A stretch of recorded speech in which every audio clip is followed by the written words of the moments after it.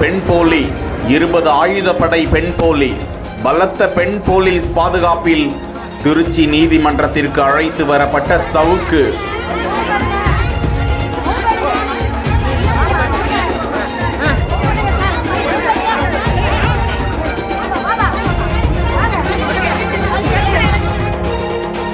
போலீசாரை அவதூறாக பேசியதாக அவர் மீது வழக்கு பதிவு. பெண்கள் வன்கொடுமை தடுப்பு சட்டம், போதைப் பொருள் தடுப்பு தொடர்பான சில சட்டப்பிரிவுகளின் கீழும் அவர் மீது வழக்கு பதிவு செய்யப்பட்டு கோயம்புத்தூர் சிறையில் அடைக்கப்பட்டிருக்கும் சவுக்கு சங்கர் ஏற்கனவே அவரை 28ஆம் தேதி வரை நீதிமன்ற காவலில் வைக்கவும் மாஜிஸ்திரேட் உத்தரவிட்டிருக்கும் நிலையில் கோவை மத்திய சிறையில் அடைக்கப்பட்டிருக்கும் சவுக்கு சங்கரை திருச்சியில் உள்ள மகிழா உரிமையியல் நீதிமன்றத்திற்கு பலத்த போலீஸ் பாதுகாப்புடன் அழைத்து வந்திருக்கும் காட்சியை தான் பார்த்து கொண்டிருக்கிறோம்.